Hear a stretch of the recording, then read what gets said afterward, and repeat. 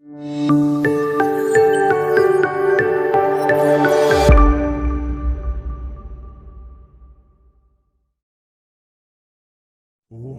الوفاء بشتى الصور أحب الوفي الأمين الأغر فأهل الوفاء كلون السحاب وحسن الربيع وماء المطر أحب الوفاء بشتى الصور أحب الوفي الأمين الأغر.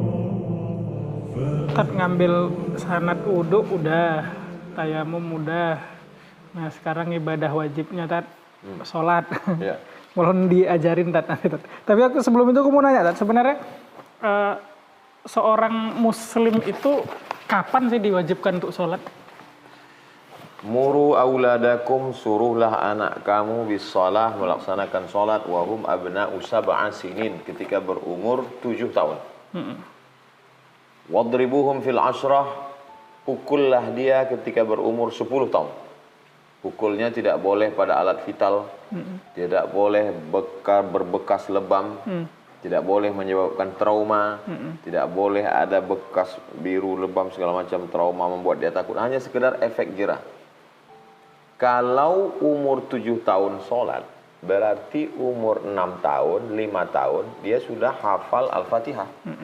Sudah hafal surat-surat pendek. Ya.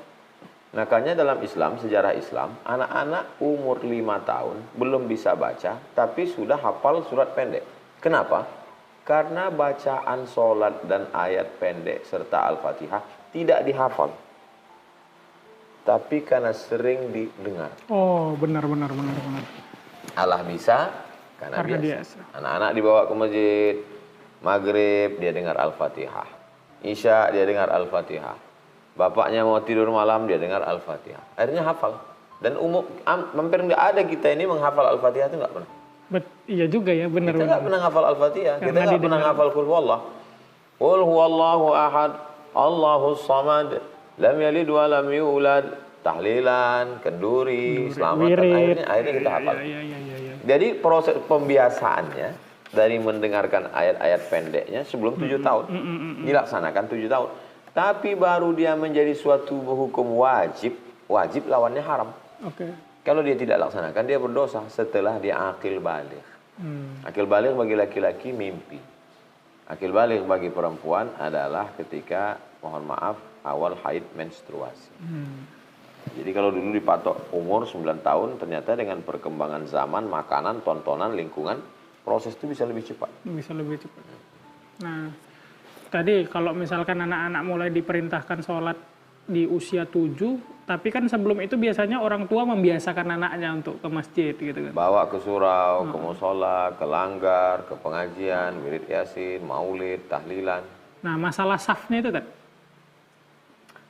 Masalah saf, anak kecil tidak memutus saf. Jadi kalau ada orang mengatakan, anak-anak kecil mundur. Ini putus saf ini gara-gara anak kecil. Anak kecil tidak memutus saf. Anak kecil itu tidak memutus saf dengan 2 syarat. Yang pertama, sudah khitan. Oke. Karena kalau belum khitan, di balik kulit itu, nama kepala itu hasyafah, nama kulitnya menutupi itu kulfah. Antara kulfah dengan hasyafah ada najis, kotoran. Maka itu menyebabkan dia menjadi pemutus saf. Yang kedua, anak-anak ini tata cara wudhunya tidak sempurna. Oke. Cobalah tengok anak-anak kecil, hidupkannya keran ya ambil air. Yang penting basah. Tendang-tendangnya aja. Berwudhu dia tapi ini tak kena. Iya. Jadi kalau anak itu sudah dikhitan dan tata cara wudhunya benar, fikih sholatnya benar, maka dia tidak memutus saf. Tapi karena di tempat kita itu khitannya lambat, taman SD baru khitan. Lari pula dia taman SMP baru khitan. Lalu kemudian tata cara wudhunya kurang benar, maka jalan tengahnya win-win solution, buatkan satu baris khusus untuk anak-anak di belakang. Jadi supaya dia jangan ribut, maka angkat satu petugas. Jadi kalau saya sholat di masjid, raya di sini. Ah. Selesai sholat tarawih tabligh pengajian, saya tengok ada satu orang berjubah hijau pakai rotan. Apa ini, saya bilang? Ngawal ini. Kau pukul anak ini? Enggak lah, tak berani. Mengancam aja. Nah, dia berdiri aja. Nah, nanti udah mau salam baru dia sholat. Dia masuk. Sama seperti pengawal di Masjidil Haram. Oke. Pengawal itu kan siap. Iya. Kan berarti dia tidak sholat berjamaah karena ada darurat. Oh. Karena kalau anak-anak ini dibiarkan, ributnya tak kelulungan. Iya. Biar supaya tak ribut, diletakkan di tengah, dia memutus sholat.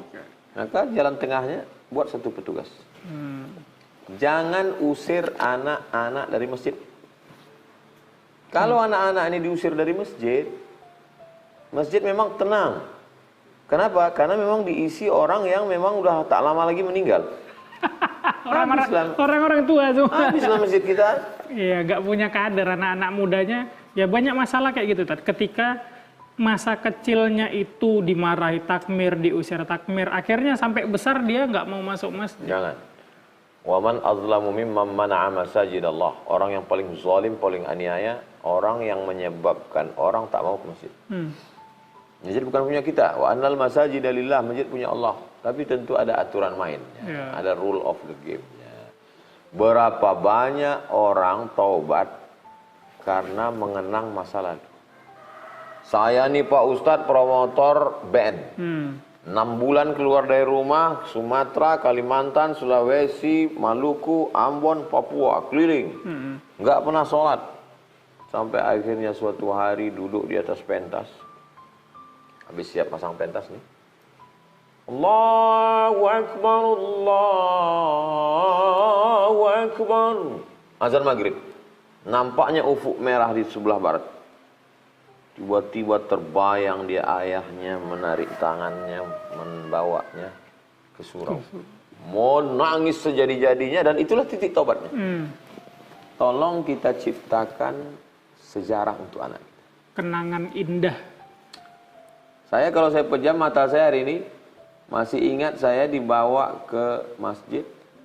Sampai di masjid, saya masuk ke dalam, kalau di kampung kami menyebutnya tabuhan. Tabuhan itu karena ditabuh pohon kayu besar yang dilobangi dalamnya, dikasih kulit sapi. Tabuh. Nah, kalau sudah masuk saya ke dalam itu, beduk kata orang Jawa. Di kampung kami tabuh, karena ditabuh. Pung. Masuk saya. Kawan-kawan saya udah booking tempat dulu lah. Jadi setiap melihat itu di masjid-masjid, teringat saya. Rasanya pengen masuk aja ke dalam itu. Jadi ada sesuatu. Pernah saya tabligh pengajian, pas saya di depan itu pintu keluar itu, pintunya itu kanan satu, kiri satu. Jadi tutup pintunya ini kalau dirapatkan begini, ada ruang kosong di tengah. Langsung saya terbayang, pas macam masjid di kampung kami. Jadi masjid kampung tuh kanan kiri pintu. Kalau daun pintu ini ditutupkan begini, kosong. Di situlah tempat saya dulu mengintip khotib khutbah Jumat. Buatlah cerita untuk anak-anak kita yang mengingatkan dia ke masjid. Itu mengapa Maulid Nabi dibagi telur ayam merah pakai pulut kuning. Itu merekam di kepala dia. Betul. Pernahkah kita menciptakan sejarah? Orang-orang tua kita dulu luar biasa. Dibawa batang pisang, dikasih telur ayam, batang pisang berbuah telur ayam. Aku langsung teringat waktu aku maulid. Kalau tidak, mana kita kenal Nabi SAW? Mana kita tahu sholat berjamaah? Memangnya langsung ujuk-ujuk taubat karena tabligh akbar. Gimana mau tabligh akbar? Nggak pernah ke masjid. Jadi, walaupun orang tua kita sudah meninggal dunia, tapi kontribusi dia menciptakan suatu sejarah untuk kita. Maka bawa anak ke masjid. Dibagi 3 level. Yang pertama sobi, anak kecil. Sobi ini tidak bisa. Karena dia belum merespon. Kalau kita gini kan dia bukan diam, kita pula diginikannya. Nah, itu namanya sobi. Di atas sobi itu namanya mumayyiz. Sobi ini mungkin 5 tahun ke bawah. 1, 2, 3, 4, 5. Setelah itu mumayyiz. Mumayyiz itu dari 5 ke 10. Belum akil balik. Tapi dia udah bisa merespon. Nanti kalau di masjid, babah di depan, belakang ya, jangan ikut ke depannya. Ya. Selama sholat diam ya. Jadi kalau mau kencing, kasih tahu pegang gini ya. Itu udah mumayyiz. Yang mumayyiz ini yang bisa dibawa. Setelah mumayyiz, baru akil balik. Yang sobi tadi tidak bisa. Jadi sabar-sabarkanlah dulu di rumah.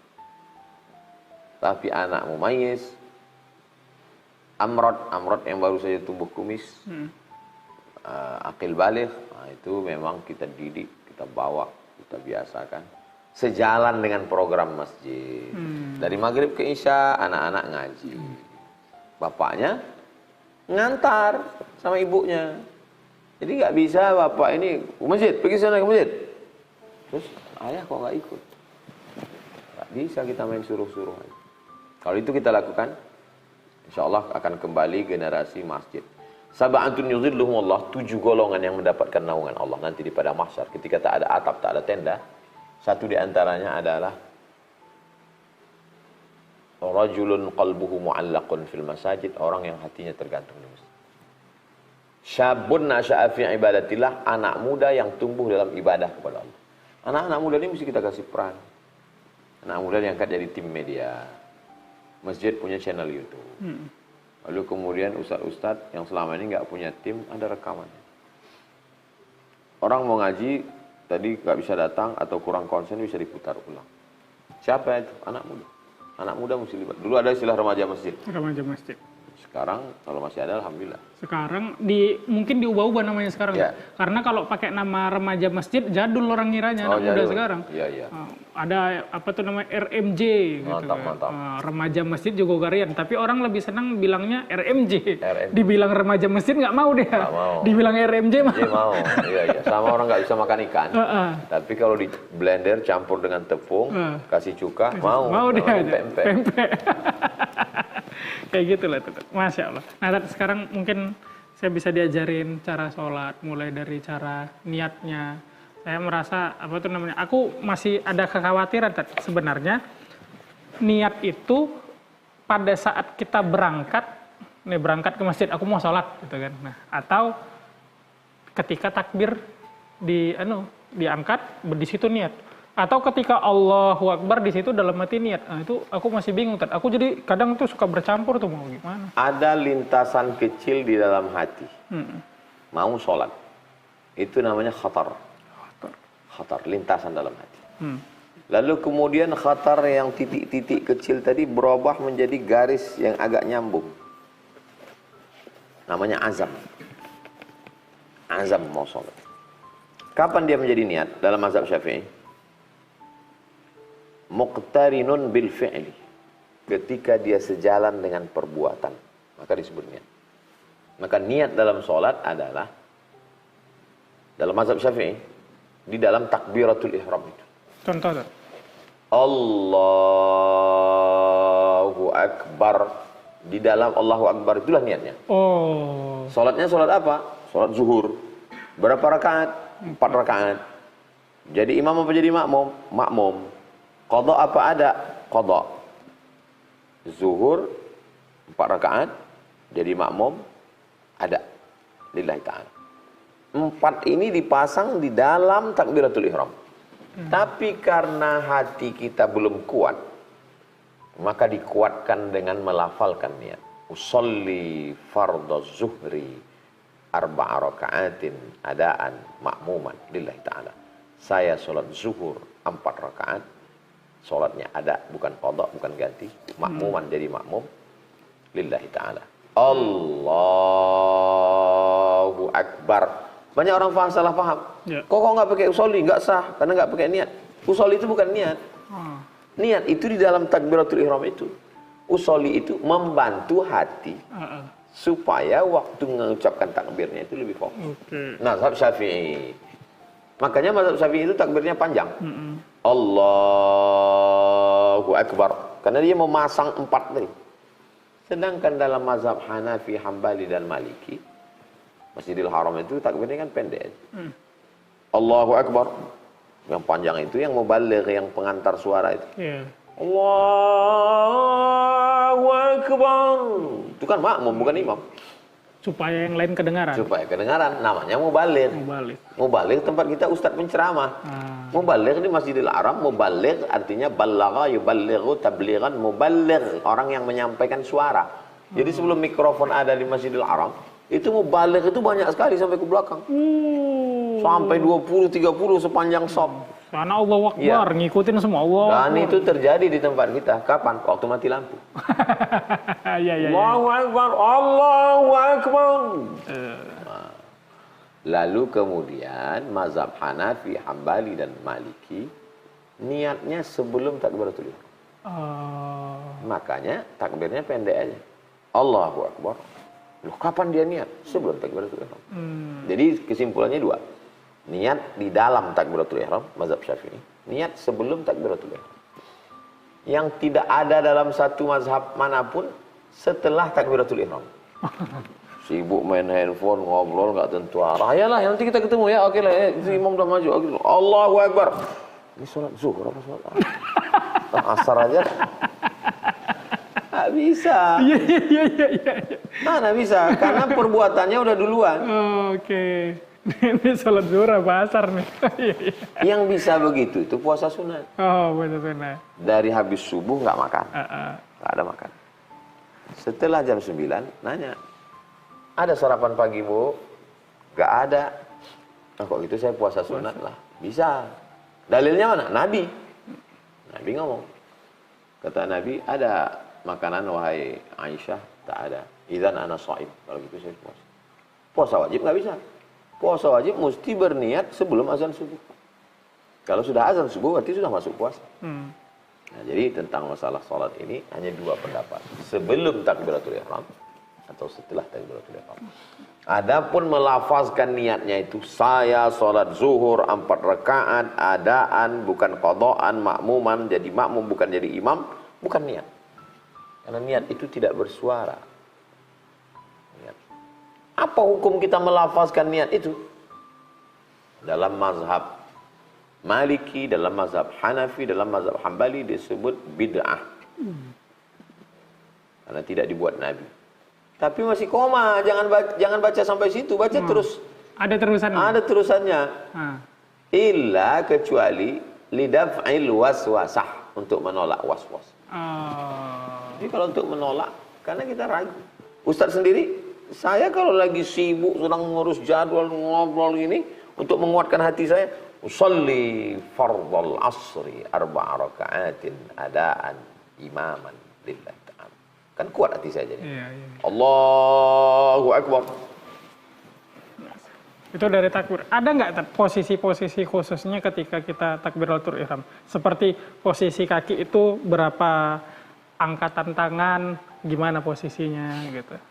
Kaki tidak terlalu lebar, jangan pula sampai lebar. Kenapa kau lebar kali? Ini sajadah saya, jangan diambil orang. Jangan pula terlalu begini. Nah, jadi agak sebang.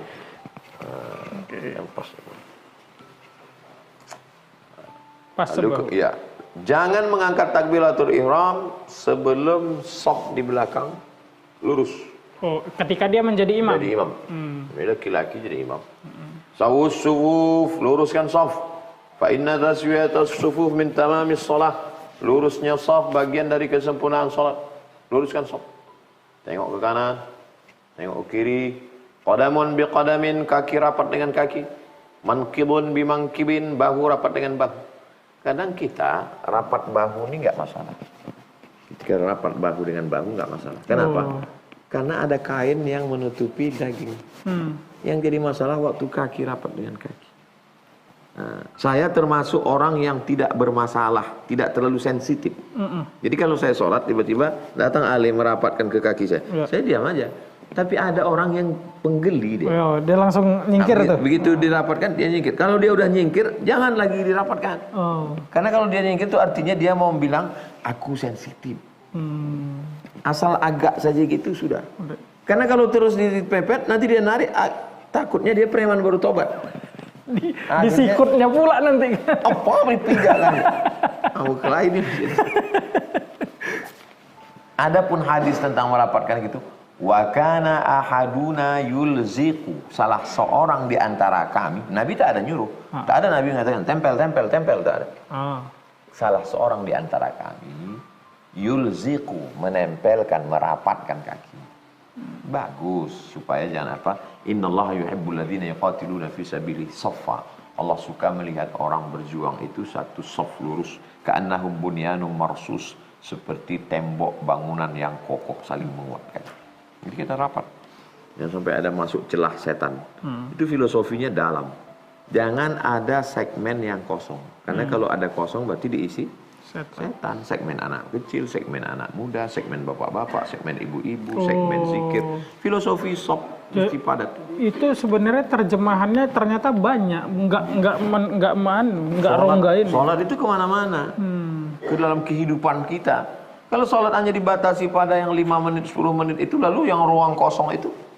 Makanya disebutkan aqimus sholat, menegakkan sholat. Bukan shollu, enggak. Bukan yusallun, bukan yusalli.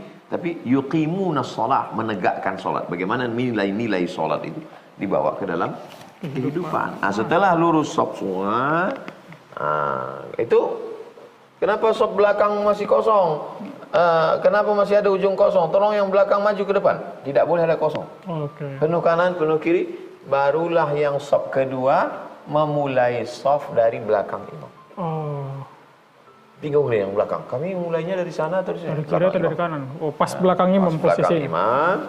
Nah, baru kemudian shop yang berikutnya ada yang ke kanan, ada yang ke kiri. Kami ke kanan adalah lebih afdal kanan. Dipenuhkannya ke kanan atau ke kiri terserah. Yang penting penuh dulu baru shop berikutnya. Nah, kalau tidak nanti shop ini macam jagung baru tumbuh. Sebiji sini, satu sini. Jadi zigzag nanti. Zigzag. Nah, ini tentang masalah shop. Sawus sufuf, luruskan shop, fa inna taswiyatus sufuf min tamamis shalah. Sempurnanya salat itu kalau shofnya lurus.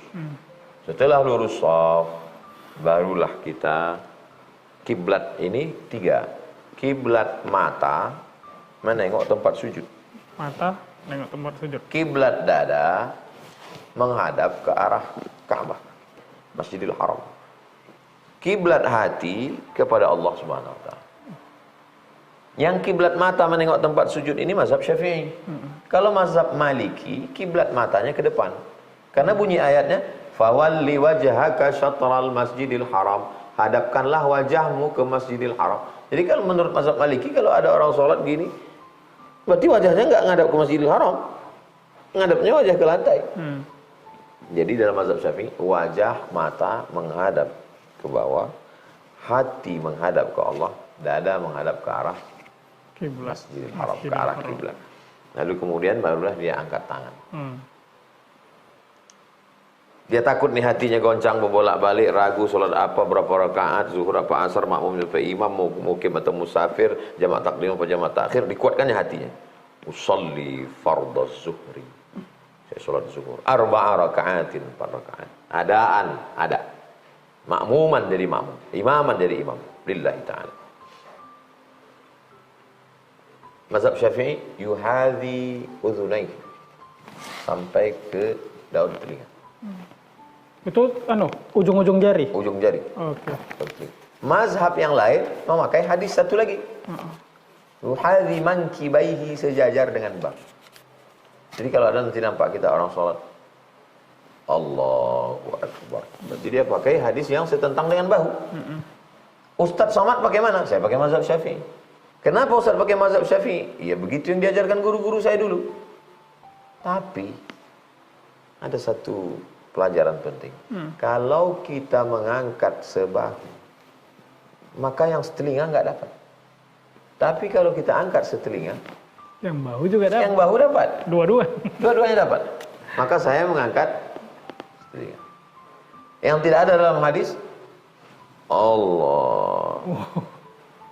Kenapa Bapak angkat tinggi kali? Makin tinggi makin banyak pahalanya. Ibadah ini semau kita, seenak selera kita atau mengikut. Maka kata Nabi, "Shallu, salatlah kamu kama raaitumuni usolli." Bagi kamu melihat aku salat. Jadi kalau ada orang mengangkat Allahu Akbar, ada dalam hadis. Tapi saya memakai daun telinga. Allahu Akbar. Lalu kemudian setelah Allahu Akbar, cara mengangkat sudah, posisi tangan saya ini. Satu mazhab hanya ditempel telapak tangan ke atas punggung tangan. Karena tahu nanti nampak ada orang sholat begini. Hanya tempel saja. Mazhab yang kedua, memegang alal wasri, pergelangan. Oke. Yang ketiga adalah alal wasri, dengan mempertemukan kelingking dan ibu jari. Kalau gemuk bahaya juga, Tad. Aku nggak bisa nih, Tad. Nggak sampai. Mazhab kedua. Nggak sampai. Mazhab yang ketiga, lengan. 3. 1, 2, 3. Saya pakai mazhab Syafi'i. Pangkal lengan. Pangkal lengan. Allahu Akbar. Posisinya ada, Tad? Di atas perut, atau di perutnya sini? Sekarang baru posisi. Tadi cara meletakkan. Sekarang baru posisi. Mazhab Syafi'i, posisinya adalah di atas pusar, di bawah dada. Ini pusar, ini dada. Di atas pusar, sini. Di bawah dada, sini. Mazhab Syafi'i. Mazhab Syafi'i versi 1. Mazhab Syafi'i versi 2, di atas jantung. Karena jantung adalah makhluk yang paling mulia. Jantung sebelah kiri, yang berdegup, yang berdetak. Jadi makanya kalau nampak ada orang di kampung sholat begini. Saya ini karena orangnya suka bertanya, Pak, ya itu kenapa orang itu sholat di sini? Oh, dulu waktu Sayyidina Ali kena tikam, jantungnya berdarah, mana saya ditahannya gini. Kita pun ya, rupanya bukan itu alasannya. Kata Syekh Wahbah Suhaili, makhluk yang paling mulia di tubuh kita ini adalah ada fil jasadi mudghah, ketahuilah di dalam jasad ini ada segumpal, idza shalahat shalahal jasadu kullu. Kalau yang segumpal itu baik, maka yang lain ikut jadi baik. Idza fasadal jasadu kullu. Kalau yang segumpal itu rusak, maka yang lain ikut jadi rusak. Ala wahiyal qalb, dia adalah jantung. Maka jantung itu ditutup. Mazhab Syafi'i yang pertama, 1 di atas pusat di bawah dada, 1 miring ke jantung. Yang mazhab berikutnya, mazhab Hanafi, di bawah pusat. Ini pusat. Oh iya, ada juga tuh sering menemukan dia. Ini orang yang sholat gini bukan sedang malas. Ini tak ada hubungan dengan semangat tak semangat. Coba tonton film Muhammad Al-Fatih. Iya. Muhammad Al-Fatih tangannya, pasukannya yang ribuan di belakang, tangannya begini. Karena Muhammad Al-Fatih itu mazhabnya Hanafi. Mazhab Maliki tepat di atas pusar. Tepat di atas pusar. Mazhab Maliki versi 2, lepas. Irsal namanya. Irsal, lepas. Tonton Raja Maroko kalau sholat. Ramadan biasanya tampil Raja Maroko, Muhammad 6. Allahu Akbar. Lepas. Ada kisahnya nggak kenapa dilepas? Yang paling beda. Yang mengangkat supaya tahu bahwa orang ini sedang sholat. Yang begini. Yang lepas dalam mazhab Maliki, hujahnya supaya ngasih tahu bahwa begini bukan wajib. Lepas. Allahu Akbar. Kemudian buku-buku yang modern sekarang ditulis oleh Al-Albani, sifat sholat Nabi. Di atas dada. Di atas dada. Kayaknya nanti kalau nampak ada orang sholat begini. Sifat sholat Nabi. Jadi kalau kita urutkan beberapa versi tadi, 1, 2, 3, 4, 5, 6.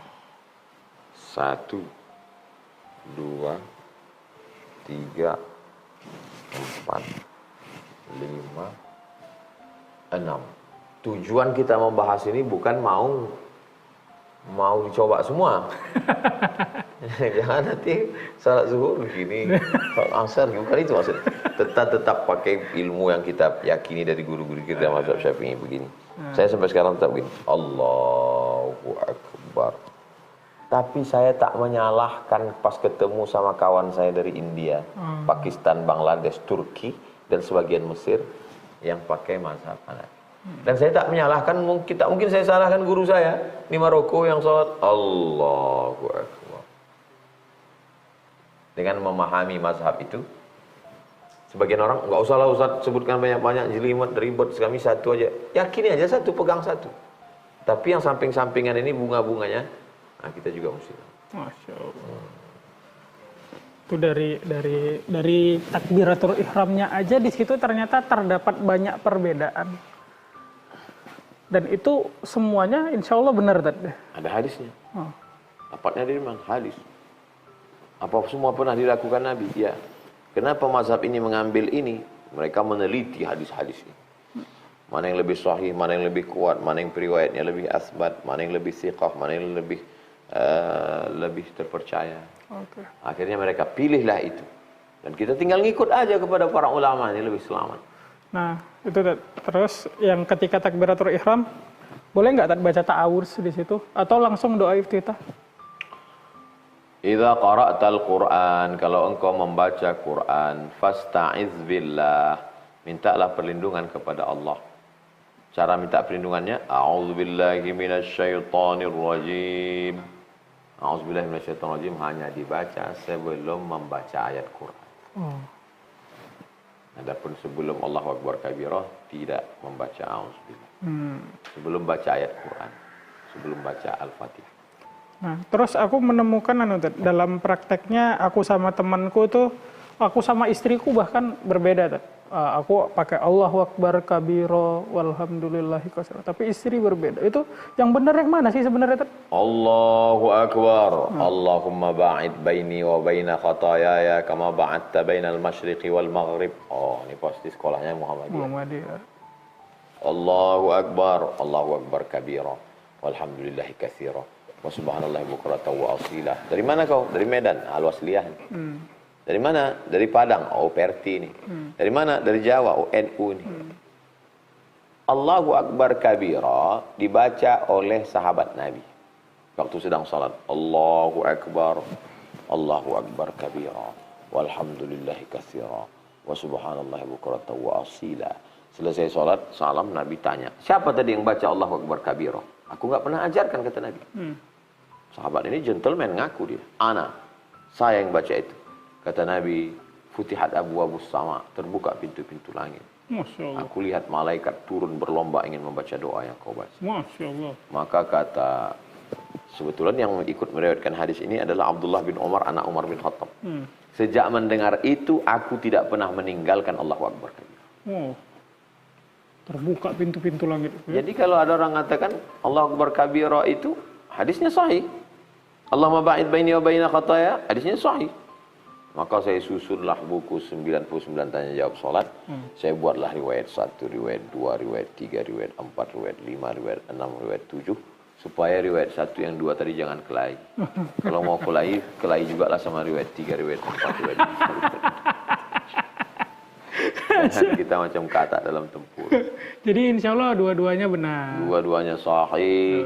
Dan doa iftitah ini bukan rukun, bukan wajib, bukan syarat. Sunnah. Jadi kalau kita nggak baca itu langsung Al-Fatihah boleh? Allahu Akbar, langsung Al-Fatihah boleh. Kenapa Ustaz nggak ceramahkan? Kalau saya ceramahkan, orang ringan aja meninggalkan yang sunat. Malah nggak sholat sama sekali, ringan orang. Kita baca. Kenapa ketika rumah kita mau sempurna, ada kolamnya, ada akuariumnya, ada tamannya, ada grasinya, ada lotengnya, ada rooftopnya. Kenapa pas sholat kita mau ambil yang wajib-wajibnya aja? Kenapa pas makan mau ada dessertnya, ada buahnya? Tapi pas kenapa sholat mau yang rukun-rukunnya aja? Bacalah iftitah ini. Allahu Akbar kabira. Engkau besar. Allahu Akbar kabira. Allah Maha Besar. Walhamdulillahi katsira. Segala puji bagi Allah. Aku sudah diberikan kemampuan, ditutupi segala aib cacat. Engkau suci, engkau hebat, kau mulia. Wa subhanallahi bukratan wa asila. Kau sedang menghadap ke presiden, ke menteri. Wajjahtu wajhiya lilladzi fataras samawati wal arda Aku tidak menghadap kepada pejabat, aku tidak menghadap ke orang kaya, aku sedang menghadap kepada Dia yang menciptakan langit dan bumi. Hanifan, aku condong kepada kebenaran, aku tak condong kepada kebatilan, aku tak condong kepada harta. Musliman, aku berserah diri kepada Allah SWT. Wa ma ana minal musyrikin, aku tidak syirik, aku tidak mempersekutukan Allah. Inna salati, salatku, wa nusuki, ibadahku, wa mahyaya, hidupku, wa mamati, matiku, lillah, serahkan semua. La syarika lahu, tiada sekutu bagi Allah. Aku tidak menyembah pohon kayu, aku tidak minta kepada dukun, aku tidak minta kepada peramal. La syarika lahu wa bidzalika umirtu wa ana minal muslimin. Aku termasuk orang yang berserah diri kepada Allah. Kuserahkan semuanya kepada Engkau. Sebelum baca Al-Fatihah, ta'awudz. A'udzu billahi minasyaitonir rajim. Bismillahirrahmanirrahim. Nah, itu tuh. Itu dikeraskan atau didiamkan aja tuh? Yang bismillah tadi tuh. Membaca basmalah. Bunyinya bismillahirrahmanirrahim. Hamdalah, bunyinya alhamdulillah. Tasbih, bunyinya subhanallah. Takbir, bunyinya Allahu Akbar. Baca basmalah, bunyinya bismillahirrahmanirrahim. Membaca bismillah itu 3 mazhab. Mazhab yang pertama, mazhab Syafi'i. Bismillahirrahmanirrahim. Alhamdulillahi Rabbil Alamin. Mazhab Hanafi dan Hambali, baca basmalahnya sir. Alhamdulillahi Rabbil Alamin. Ar-Rahmanir Rahim. Saudi Arabia sir karena pakai mazhab Hambali. Mazhab resmi Saudi Arabia Hambali. Sedangkan mazhab Maliki tidak pakai bismillah sama sekali. Langsung aja. Alhamdulillahi Rabbil Alamin. Ar-Rahmanir Rahim. Saya suka bacaan Imam Masjid Casablanca, Masjid Hasan II. Namanya tulis saja di Google, Syekh Omar Qazaburi. Syekh Omar Qazaburi, biasanya imam tarawih. Tidak pakai bismillah. Langsung alhamdulillah. Jadi 3 mazhab. Syafi'i, bismillah jahar. Maliki, tidak ada bismillah sama sekali. Hanafi dan Hambali, bismillahnya sir. Jadi, tapi semuanya insya Allah benar gitu.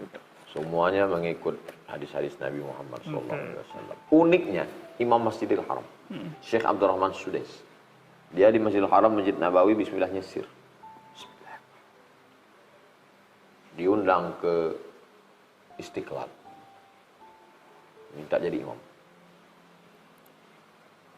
Bismillahirrahmanirrahim. Ada video di YouTube. Lu heran orang. Ini Makkah enggak pakai bismillah jahar, kok di Istiqlal? Dia menghormati orang Indonesia, orang Jakarta yang dia tahu mayoritasnya bermazhab Syafi'i. Masya Allah, indahnya. Indahnya menghormati toleransi. Masya Allah. Terus ada pertanyaanku selanjutnya tentang membaca Al-Fatihah tadi. Membaca Al-Fatihah bagi makmum sudah jelas, cuman yang bagi imam sudah jelas, cuman yang jadi masalah ini makmum. Apakah kita karena udah diwakilkan sama imam baca Al-Fatihah, kita nggak perlu lagi, atau kita juga ikut baca Al-Fatihah? Masjid yang ini mengatakan makmum nggak perlu lagi baca Fatihah, karena imam kita sudah membaca Fatihah. Lebih bagus bacaannya. Lebih bagus bacanya. Kenapa kita rusak bacaannya? Kata masjid yang sana, tidak sah sholat orang yang tidak baca Al-Fatihah. Keluar orang nih pengajian, aduh aku udah pusing di kantor, pusing di rumah, pusing juga lagi di masjid. Kata yang satu lagi, untung aku tak sholat. Buat pusing aja di masjid. Padahal di situ ada 3 mazhab. Mazhab yang pertama, mazhab Syafi'i, bismillahnya, Al-Fatihahnya dibaca oleh makmum. Ghairil maghdubi alaihim waladdallin. Amin. Maka imam mengasih waktu sedikit supaya makmum baca Al-Fatihah. Oh, makanya sering kita temuin masjid itu diam dulu sebentar. Ya, oh, itu sebenarnya ngasih waktu. Ngasih waktu supaya makmum baca. Kira-kira berapa detik orang bisa baca Al-Fatihah? Bismillahirrahmanirrahim.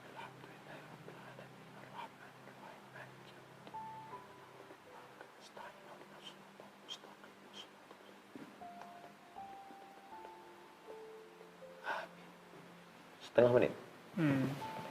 Bismillahirrahmanirrahim. Alhamdulillahi rabbil alamin arrahmanir rahim maliki yaumiddin iyyaka na'budu wa iyyaka nasta'in ihdinas siratal mustaqim siratal ladzina an'amta 'alaihim ghairil maghdubi 'alaihim waladdallin. Amin. Setengah menit. Jadi mazhab Syafi'i tetap baca Al-Fatihah. Dalilnya la salata, tidak sah salat liman lam yaqra bi Fatihatil kitab. Siapa yang tak baca Fatihah salatnya tidak sah. Sedangkan mazhab Hanafi tidak perlu lagi baca Al-Fatihah. Dalilnya hadis juga. Al-imamu junnah, imam itu penanggung jawab. Fa qiraatul imam qiraatul ma'mum. Bacaan imam sudah mengkafir bacaan makmum. Bertolak belakang.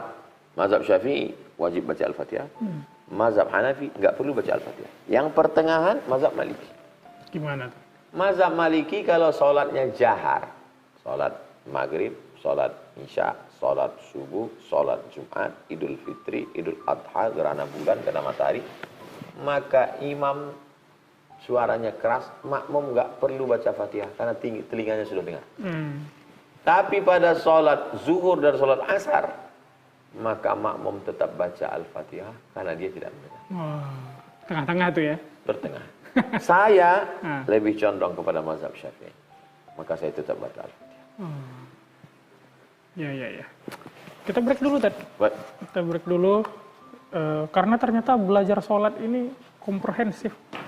Panjang juga belajar sholat ini ternyata, Ted. Aku kira sholat tuh tinggal sholat aja. Udah selesai. Assalamualaikum, udah doa.